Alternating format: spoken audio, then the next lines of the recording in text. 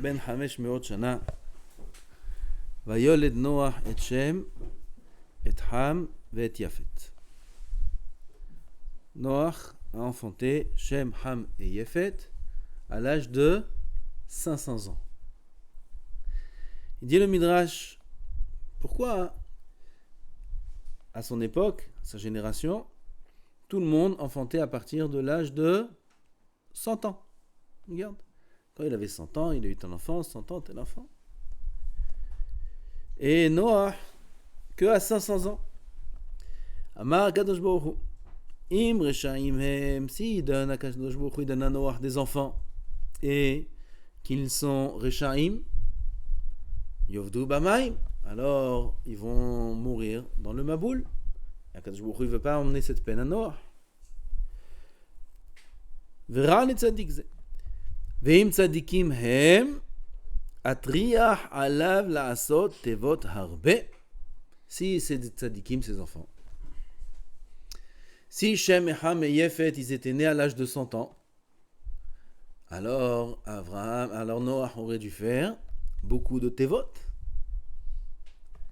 Je vais fatiguer Noah, je vais l'embêter à faire plusieurs Tevot. Qu'est-ce qu'il a fait Kadosh Baruch Hu? Kavash Marianav, il a empêché d'avoir des enfants jusqu'à l'âge de 500 ans pour que le plus grand ne soit pas encore en âge de recevoir des punitions. À l'époque, c'était Hayuv Mita à l'âge de 100 ans. Ils avaient moins de 100 ans quand il y avait le Maboul et tout va bien. Adkan le Midrash. Mouvan? Non, la Mouvan Bichnal. Quelqu'un, il n'a pas d'enfant, nous, ça fait 20 ans. Tu lui dis, tu veux des enfants? Il dit, non, les enfants, c'est beaucoup d'argent, laisse tomber, les cartables, l'école juive, puis il y a des frais, puis en vacances, ils demandent des choses et tout. Laisse tomber. Tu connais quelqu'un comme ça au monde? Ça n'existe pas une chose pareille. Ça existe? Jamais de la... Hein? Pas d'enfant.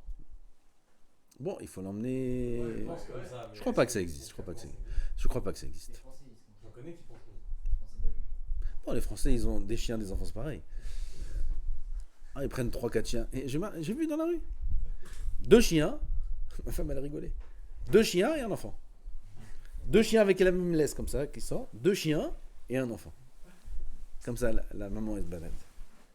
Bon, c'est pareil. On parle de choses sensées, oui. Moi, je me rappelle la grand-mère de ma femme.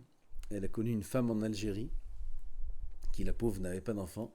Elle a dit cette phrase-là. Elle a dit qu'elle est prête à accoucher même un chat. Comme ça, elle a dit. Juste pour accoucher. Et voilà, une femme a besoin d'avoir des enfants. Bon, bref, on n'a pas besoin de parler des fous, et c'est clair qu'un homme fera tout pour avoir des enfants, et pour ses enfants, c'est pas shoot. Surtout qu'il s'agit de construire des tevot. Oui, construire une teva, c'est pas une grosse affaire. Qu'est-ce qu'il préfère Noah? Avoir des enfants comme tout le monde. Vous vous rendez compte que ses copains, Noah, qui venaient quand ils avaient 500 ans, ils étaient déjà arrière-grand-père. 100 ans premier enfant, 200 ans grand-père, 300 ans arrière-grand-père, 400 ans arrière-arrière-grand-père, 500 ans arrière-arrière-arrière-grand-père. Et Noah, il est même pas papa encore. C'est bizarre quand même. Tu demandes à Noah, qu'est-ce que tu préfères? Avoir des enfants comme tout le monde et construire des tevot? C'est quoi une teva? Une teva, c'est pas la fin du monde. Et en plus, il peut prendre des employés. Et les enfants eux-mêmes, ils peuvent les construire, les tevot. Mabaya. Kitso. On comprend pas. Question. Écoutez la réponse. Il faut comprendre à Botaï que quand on fait quelque chose dans ce monde, c'est pas stam une action. Après, on va comprendre comment ça se rattache à nous. Elisha. Tout le monde connaît le Navi Elisha, l'élève de Eliyahu Navi. Il était une fois quelque part, il y avait une femme qui s'appelle la Shunamite. Elle a eu un enfant, et cet enfant-là est mort. Bébé, il est mort. Elisha dit à Gehazi, prends ma mish'anet, prends mon bâton, mish'anet, ma canne, et touche avec ça l'enfant, et il revivra. Comme ça, il a dit Elisha à Gehazi.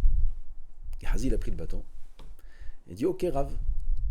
Et il marchait dans la rue, il disait à tout le monde, il plaisante le Rav. Un bâton, il peut faire revivre. Un bâton, il peut faire revivre. Et Elisha, il ne savait pas qu'un bâton, il peut faire revivre. Bah, dès que le bâton, il peut. Ah bah, qui c'est qui est fort? C'est le bâton ou c'est Elisha? Qui c'est le Chacham? Qui c'est le Tzadik? C'est Elisha. Ma qui avec le bâton. C'est pas comme ça. Le Chacham, le Tzadik, sa Kedusha, elle est tellement grande qu'il peut la faire passer même dans le domaine, même dans une chose qui est inerte. Tout le monde veut le vêtement du Rav Ovadia. Ah, le Rav Ovadia ce soir. Le vêtement du Rav Ovadia. Le verre de Baba Salé. La bouteille d'argue de Baba Salé. Non, quelqu'un aux enchères. Combien elle vend? Combien elle se vend? Qu'est-ce qu'il y a la bouteille de Baba Salé? Le vêtement de Rav Ovadia. Rav Ovadia lui-même. Non, ma putain. Il y a de la Kedusha qui passe. On voit ça encore plus que ça. Il y a deux montagnes connues dans la Torah. Har Sinai et Har Hamoria. Har Hamoria, c'est Yerushalayim, c'est le Beth Amikdash. Har Sinai, il y a eu dessus Matan Torah, il y a eu dessus Kolot, Brakim, il y a Kadosh Baruch Hu qui s'est lui-même dévoilé sur Har Sinai. Et Har Hamoria, qu'est-ce qu'il y avait là-bas? Premier événement. Akedat Yitzhak. Quel est l'événement le plus grand dans l'histoire? Akedat Yitzhak ou Matan Torah, où Akadosh Baruch Hu s'est dévoilé, il a dit Anochi Hashem Elokecha Asher Hotzeticha Me'eretz Mitzrayim, les 10 commandements, et tout ce qu'on fait la fête de Shavuot, juste pour ce jour-là, il n'y a pas une fête de Zecher la Akedat Yitzhak, aval il y a le Yom Matan Torah qu'on a une mitzvah de Horaïta de s'en rappeler tous les jours, le Matan Torah. Quel est l'événement le plus grand dans l'histoire? Bevadai Matan Torah. Quelle est la montagne la plus sainte? Il y a écrit dans Har Sinai, Bimshor Hayovel, Hemma Yahalu Ba'ar. Après qu'on a fini le chauffard de Matan Torah, tout le monde peut monter sur la montagne. On peut monter, on peut se balader, on peut faire ce qu'on veut, on peut faire du snappling.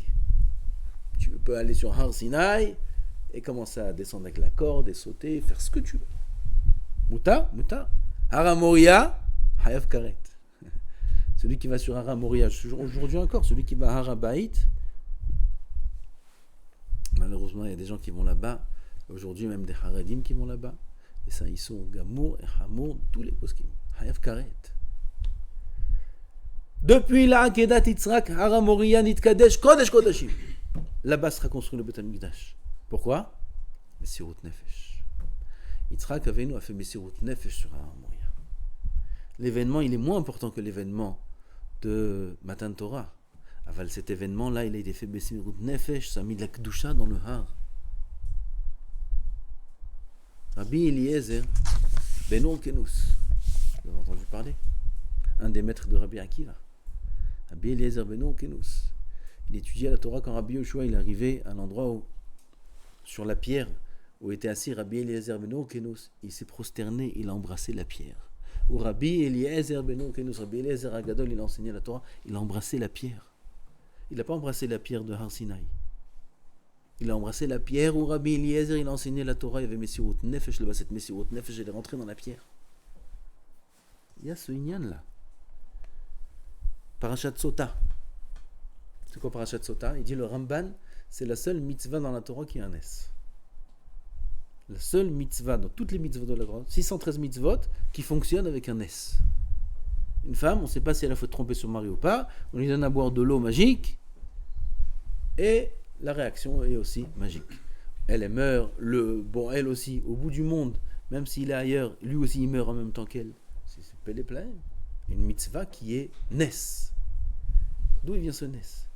D'où il faut prendre l'eau de la sota, du kior. Le kior, vous vous rappelez de quoi il a été fait? Du quel cuivre? Des miroirs de femmes en Égypte.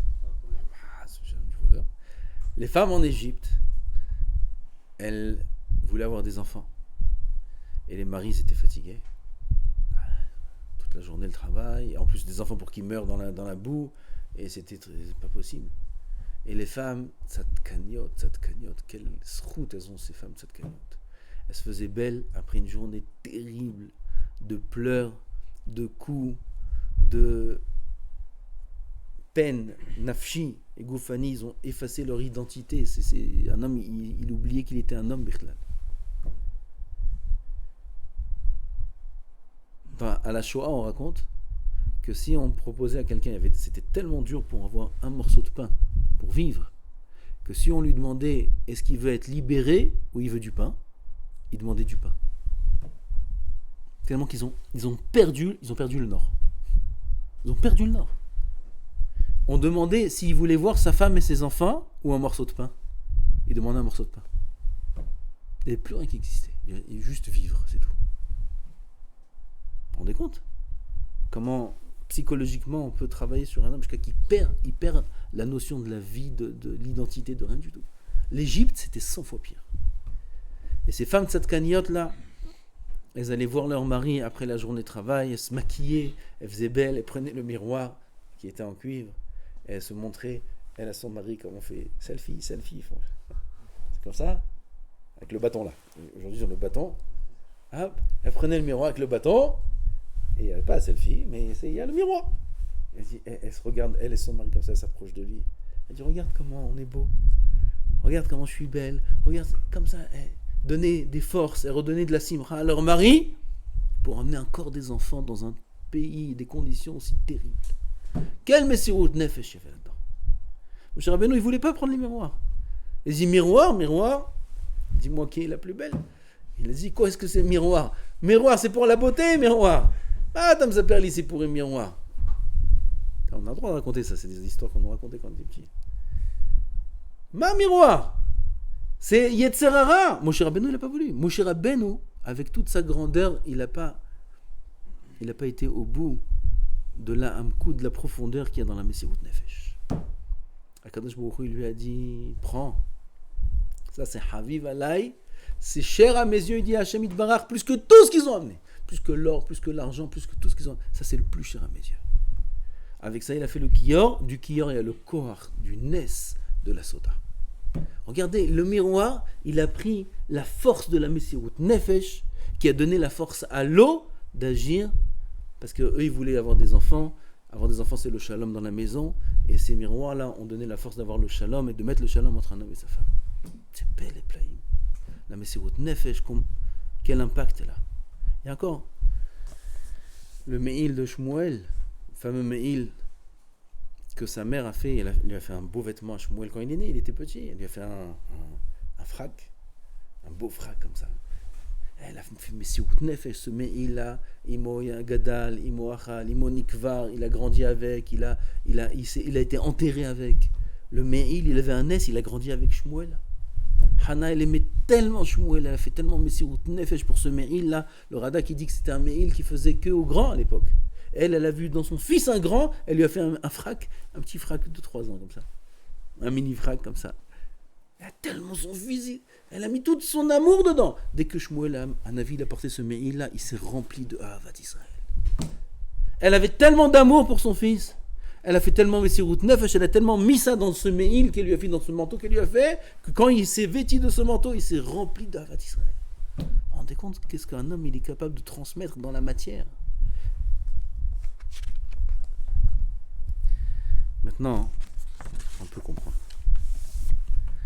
Quand Noah, il vient construire la Teva, il fait stam une barque, un bateau, histoire de passer le Maboul et c'est tout. Noah ish tzadik tamim. Noah matzahen b'nei Hashem. Noah zehen. Matzahen b'nei Hashem. Comment on trouve grâce aux yeux d'Hashem, quand on est Noah. Quand un homme il est Noah, Noah imabriot, il est anav, il se comporte de manière anav, de manière, comment dire anav, il est humble. Alors, il trouve grâce aux yeux d'Hachem. C'est comme ça qu'on trouve grâce aux yeux d'Hachem. Noah, il dit Hanin, Hain, c'est Hanin. Tu dis à quelqu'un, ah celui-là c'est Hanin. Ah c'est Hanin. Sur qui on dit Hanin? Sur quelqu'un qui a de l'orgueil comme ça, qui est dur, quelqu'un. C'est Hanin. Sur qui on dit Hnin? Hnin, on dit quelqu'un de Hanav, quelqu'un de gentil, de doux. C'est un Hnin. C'est du Hen. Qui c'est qui a du Hen? Celui qui est Hanav, il a du Hen. Gam Hanavav, Gam Torah. Noach Matzachen Ben Hashem. Il a trouvé grâce aux yeux d'Hachem Noach. Bien que le Midrash il dit qu'il était pas raoui d'être épargné du Maboul Noach. Noach il devait mourir avec tout le monde. Et là, chez Matzahen. Il a trouvé grâce aux yeux d'Hachem. Quand Noach il construit une teva rabotai, il construit pas une teva stam lehatzala. Chaque clou qu'il met, il dit ça, que ça protège tout Am Israël. Pas que maintenant du Maboul, le maintenant. Vous savez qu'aujourd'hui il y a le Maboul? Vous savez qu'il y a le Maboul ou vous savez pas qu'il y a le Maboul aujourd'hui? Non? Là, il dit il fait beau dehors, qu'est-ce qu'il y a? Et pourtant, le Midrash, il dit que la guerre de Gog ou Magog, c'est le Maboul. C'est quoi la guerre de Gog ou Magog? C'est le Bilboul du Maboul. On vit dans le plus grand des Mabouls du monde. On dit à quelqu'un, t'es Maboul. Tu veux dire quoi, t'es Maboul? C'est qu'il aimait Boulbal. Il aimait Boulbal, il fait n'importe quoi. On vit pas dans une génération de n'importe quoi aujourd'hui. Befadaï. Les gens sont mis Boulbalim, n'importe quoi. Vous êtes sorti un peu Benazbanim, non? Vous avez vu un peu? Non, vous avez pas vu? T'étais pas Sarcelle? C'est pas le Maboul, la Sarcelle, c'est tous des Mabouls. Les gens, ils sont perdus, Miskenim. Ils sont perdus. Moi, j'ai vu. Toi, t'étais dans le nord, moi, j'étais dans le sud. Quelle génération. Quel bilboulim. C'est pas le moment de détailler, je parle un petit peu en blague, mais c'est loin d'être une blague. Bilboulim dans le Olam Torah, bilboulim dans le Limoud, bilboulim dans les Hashkafot, bilboulim dans la Halacha, bilboulim dans tout ce que tu veux, bilboulim dans tout ce que tu veux. Tout est méboulbal aujourd'hui. La Emet ne'ederet, il dit le Zohar Kadosh. Le Emet est ne'edar, est perdu, est caché, n'existe pas. Il existe, mais pas dans ce Olam Hazeh. Un Emet ne'ederet. Où il est le Emet? Va le chercher. Va chercher le Emet. C'est là Maboul, c'est? Vadaï. Maboul, c'est la son Bilboul. Mazé Bilboul. Mélange. Eretz Shin'ar. Elle dit la Gemara. C'est quoi Eretz Shin'ar? Shenin'aïrou, c'est Bavel. Shenin'aïrou ba mette Maboul. Nin'aïrou ont été mélangés là-bas. C'est Shin'ar, c'est Bavel, mais la son Bilboul. Vadvarim Aroukim. Kol Panim. Qu'est-ce qu'on disait? Noah, quand il vient, il fait une teva. Il fait pas une teva stam maintenant pour sauver. Après, Aman, il a été pendu sur un hetz. Combien il faisait le hetz? Gavoa Hamishim Amma. Combien est la largeur de la teva? Hamishim Amma. Le Midrash dit le hetz, la potence de Noah, elle vient de la teva de Aman, elle vient de la teva de Noah. Aman a été pendu avec la teva que Noach a construit. C'est stam une teva. Noach, il a mis dedans toute sa neshama dans la teva. Il ratson qu'il soit parni du Maboul, il ratson que beaucoup les protège, il a chaque clou qui plantait, chaque bois qui coupait, il avait des kavanotes et des kavanotes, pas que pour sa génération, pas que pour ses enfants, pour tout Am Israël, jusqu'à la fin des temps, jusqu'à aujourd'hui à Tevat Noach, comme ça dit le Midrash Tanchuma. Parashat Noach, regardez, ouvrez, vous allez voir. Que Tevat Noach d'aujourd'hui, c'est Bate Knisiot ou Bate Midrashot, elle existe cette notion de Tevat Noach. Jusqu'à aujourd'hui, Tevat Noach existe. C'est là où on se trouve dans une Tevat Noach. Parce que Noach, quand il a construit la Teva, il a mis une Messirut Nefesh, qu'il y a une chose qui protège Am Israël jusqu'à la fin des temps. C'est Tevat Noach. C'est lui qui l'a faite. C'est son être à lui. C'est pour ça que le Midrash il dit Im tzadikim hem atriach alav la sotevot arbe. Il n'y a que Noach qui peut faire ça. Il n'y a que le bâton d'Elijah qui marche. Le bâton de quelqu'un d'autre, il ne marche pas. Il n'y a que Noach qui peut faire une teva. On a demandé au début, il n'a qu'à dire à des employés de construire. Il n'a qu'à dire à ses enfants de la construire. Pourquoi il était architecte, Noach, plus que ses enfants? Non. Et là, non. Atriah alav, il n'y a que Noach qui peut faire une teva. Parce qu'il n'y a que lui qui est ish tzadik tamim. Une teva comme ça, on ne peut pas en faire deux, c'est impossible. Impossible. Atriah alav, la sot tevot arbe, c'est impossible qu'il fasse plusieurs tevot. Il peut faire qu'une teva. Quand un homme il fait Messirut Nefesh, regardez Moshe Rabbeinu. Combien de noms il avait Moshe Rabbeinu? Hein? Je vais lire, peut-être je me trompe. Il y a écrit qu'il avait 10 noms Moshe Rabbeinu. 10 noms. Vous connaissez les noms de Moshe Rabbeinu un peu? Écoutiel, Shalom, Yared, Avigdor. C'est des beaux noms ça? Bah, c'est pas plus beau que Moshe, vous allez dire. C'est beaucoup plus beau que Moshe. Vous savez c'est quoi Yared? C'est écrit ici. Aïe aïe aïe, c'est quoi Yared? Shorid et Torah milemala lemata. Yared, il s'appelle Moshe parce qu'il a fait descendre la Torah de haut en bas. Deuxième pirouche Yared, Shorid et Ashrina. Non, c'est pas un beau nom ça, Yared. Avigdor, c'est quoi Avigdor? Avihem Shel Godrim. Il a fait des barrières, il a sauvé Am Israël, c'est le père de Am Israël. Haver, il s'appelle aussi Haver ou Hever. Shehiber et Israël, Avihem Sheba Shamayim. Avisocho, etc., etc. Des noms incroyables qui révèlent la grandeur de Moshe Rabbeinu. Pourquoi il s'appelle Moshe? Oui, pourquoi il s'appelle Moshe? C'est quoi Moshe? Kimina Maim Meshitiyu. Moshe, c'est sortir, prendre, parce que je l'ai pris de l'eau. ça c'est Moshe. Top, c'est joli. C'est joli, c'est Bithia, il a donné son nom. C'est joli, Naron. Ah, ben, il a des noms qui sont beaucoup plus révélateurs de sa grandeur. Okay. Quel nom il a choisi à Kadosh Baruch Hu? Afa Kadosh Baruch Hu. Il y a écrit dans le Midrash, même à Kadosh Baruch Hu, il n'a pas donné un autre nom. Il l'appelle Moshe. Pourquoi? Messirut Nefesh. Bithia, elle a fait Messirut Nefesh pour sortir Moshe. Batishlach et Amata. 60 amas. Sa main, elle s'est allongée pour prendre Moshe Rabbeinu. Elle a fait Messirut Nefesh. Elle aurait pu mourir, Bithia, parce qu'elle a sauvé un enfant des Juifs. Messirut Nefesh, elle a fait Bithia. Messirut Nefesh, elle lui a donné ce nom. À Kadosh Baruch Hu, il choisit de tous les noms, il choisit le nom de Moshe Rabbeinu. Qu'est-ce qui compte en bataille? La Messirut Nefesh. Ah, on va dire. Allah Shalom. C'est une vie de Messirut Nefesh. Une vie de Messirut Nefesh. C'est une Torah de Messirut Nefesh. Messirut Nefesh. Alors, on va dire, il a changé l'aspect d'une génération entière. C'est inhumain. Un homme, même 10 hommes, même 100 hommes, même un pays entier ne peut pas faire ce qu'il a fait.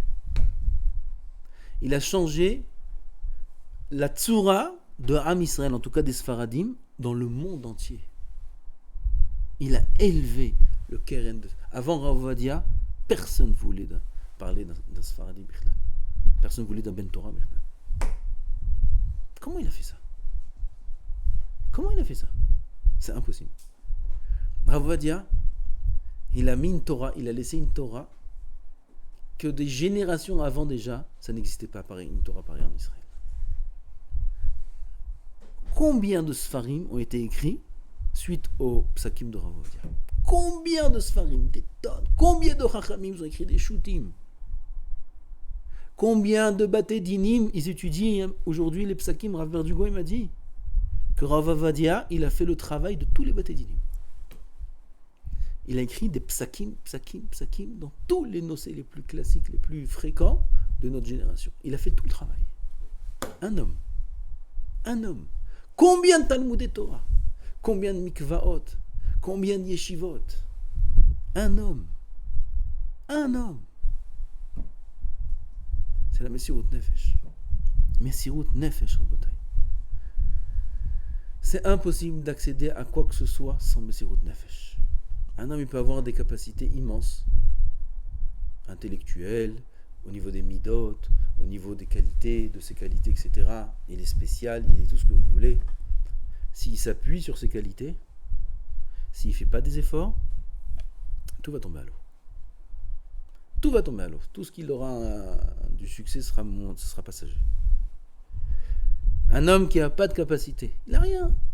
il n'est pas très intelligent, il n'a pas très bonne midote, pas très bonne midote. Mais il fait Messirut Nefesh, il se bat jour et nuit pour travailler ses midot, il se bat jour et nuit pour étudier la Torah, il se bat jour et nuit pour être meilleur, il fait Messirut Nefesh et c'est dur pour lui, et quand il n'y arrive pas, alors il prie, il demande, il supplie, il croise pas les bras. Cet homme-là, c'est sûr à 1000% qu'il va réussir. Si la Messirut Nefesh, elle a la force de faire transmettre la Kedusha dans quelque chose d'inerte, qu'elle a la force de transmettre la Kedusha dans un homme. Et qu'elle va dans l'homme lui-même. Si un homme il fait Messirut Nefesh lui-même, à plus forte raison que lui-même va s'élever, que lui-même va devenir Kadosh. C'est Vadaï, c'est Pachout. Et plus un homme va faire Messirut Nefesh, et plus il va s'élever. Le seul paramètre pour réussir, c'est la Messirut Nefesh. Messirut Nefesh, vous avez compris ce que ça veut dire. Ça veut dire faire des efforts. Faire des efforts plus que ce qui est dans mes capacités. Aller au-delà de ses capacités. Plus encore. Étudier encore plus quand on est fatigué. Quand on a faim. Travailler ses midot. Messirut Nefesh. Ve'ohavav ketzet hashemesh bigvorato, disent Hazal, que quelqu'un qui est shomea herbato ve'eno meshiv. Il entend qu'on le blasphème, comme ça on dit. Il entend qu'on lui parle mal, on le rabaisse, si c'est sa femme, si c'est ses amis, si c'est à la synagogue, et il vient, l'autre, le gabbai, il commence à lui crier dessus, ou peu importe encore quel exemple, ou son père, ou sa mère, et lui il est là, et il fait Messirut Nefesh, et il se tait.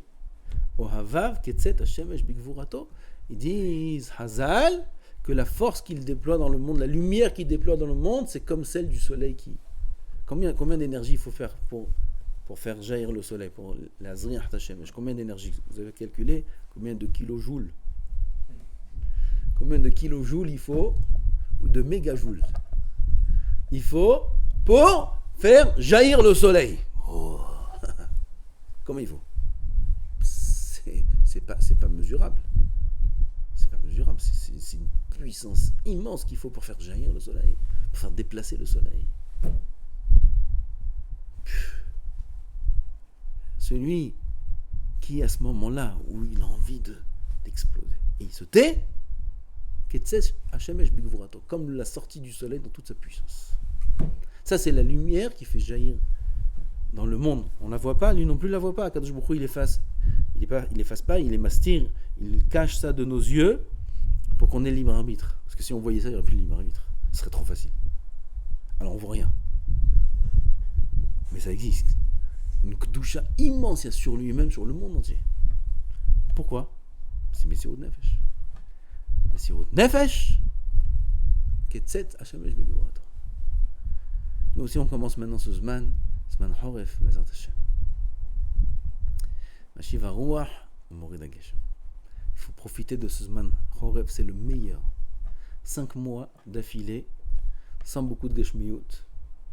C'est l'hiver. Sans beaucoup d'Yetzer Hara, moins en tout cas d'Yetzer Hara. Et on est là. Et on peut s'élever énormément. Un homme, il peut changer toute sa vie en un Zman Horef. J'exagère pas. Il peut changer toute sa vie en un Zman Horef. En 5 mois. Si seulement, il s'y prend bien, comme on a parlé hier soir, il commence du pied droit, avec l'Hirat Shamaim, il s'y prend bien, il travaille bien, il est régulier, il prend sur lui, depuis le début du Zman, des Zdarim qui sont clairs, et il ne les lâche pas jusqu'à Pessah. Jusqu'à Pessah. Il ne bouge pas. De manière régulière, constante, le Messirut Nefesh, jour après jour, il peut changer sa vie. Il peut devenir un gadol. Il peut décoller. À chaque fois, je dis aux élèves, non, ça y est, il faut que tu décolles. Ils ne sont pas tous là, ceux à qui je dis ça. Décolle, ça y est, décolle. Il faut décoller, ça y est. Le bateau, quand il est au port, grand bateau, jusqu'à qu'il commence à bouger, combien d'énergie il faut? Vous allumez les moteurs, et le bateau il bouge pas. Doucement, il commence. Mais une fois que c'est parti, c'est parti. L'avion aussi pour décoller. Non, vous étiez dans l'avion. Vous voyez comment il va vite sur la piste. Une fois qu'il est dans les airs, c'est parti. Pareil. Un Ben Torah, c'est pareil. Pour décoller, c'est dur. Mais il faut décoller. Il faut travailler dur. Beaucoup d'énergie, comme le bateau, comme l'avion. Au début, c'est tout. Beaucoup d'énergie. Il faut la déployer, cette énergie. Il faut le faire, cet investissement, parce que sinon, les années peuvent passer une après l'autre, et encore une année, et l'homme, il se retrouve au même niveau. Il dit, ah, voilà, j'ai essayé ça, j'ai vu ça, ouais, je sais pas, ouais, bon, bref, après, passe à autre chose. Il y a malheureusement des avrichim qui n'ont pas fait le travail comme il faut, et après, dès qu'il y a un petit peu d'épreuve de Parnassa ou quoi, tout de suite, tu les vois, l'autre, il est devenu ci, l'autre, il est devenu ça, l'autre, il fait ci, l'autre, il fait ça. Pourquoi c'est comme ça? Alors que tu as d'autres, pour rien au monde, ils abandonneront le Beth Midrash. Pour rien au monde. Eux, leurs femmes, leurs enfants, tout le monde est d'accord. Papa, il sort pas du Beth Midrash, jamais de la vie. Jamais de la vie. Pourquoi lui comme ça et lui comme ça? Parce que lui, il est décollé, et lui, il n'a pas encore décollé. Ah, mais ça fait 10 ans déjà, il est un vrai et tout ça. Oui, mais il n'a pas encore décollé, ça fait 10 ans. Ouais. C'est comme la marmite. La marmite, avec les pattes dedans. Tu allumes le feu, tu éteins le feu. Tu allumes le feu, tu éteins le feu. Ça va cuire? Oui ou non? Jamais. Jamais. Mais pourtant, j'ai allumé le feu. Tu sais combien de fois j'ai allumé le feu? D'accord, mais tu l'as éteint chaque fois. Tu l'allumes, tu l'éteins. Tu l'allumes, tu l'éteins. Comme ça, Hazali, il s'exprime sur ça. Et la main, il faut allumer et laisser chauffer. Une fois que c'est cuit, ça y est, tu peux éteindre. Tu peux éteindre, c'est fait, c'est bon, c'est parti. Il faut le faire. Ça, c'est le Yesod de la Messirut Nefesh, très très important. Regardez nos Gdolim. Vadia, ce soir, c'est sa petite. Tous les tzadikim de toutes les générations, Baba Saleh, tous les tzadikim que vous aimez, que vous connaissez, tous, ils ont fait Messirut Nefesh pour réussir. Rav Ben Zion, Rav Shlomo Zalman Auerbach, Rav Eliashiv, Alav Shalom, Rav Eliashiv. Combien de Messirut Nefesh il a fait lui, sa femme, pour qu'ils puissent s'asseoir et étudier et devenir un Gdolador. Nous aussi on peut. Il faut se prendre en main. Bezat Hashem, on a un bon zman devant nous. Il faut en profiter. Il faut se donner toutes les chances de ce côté pour y arriver. Hashem Ezakenu Baruch Adonai Le'olam. Amen ve Amen.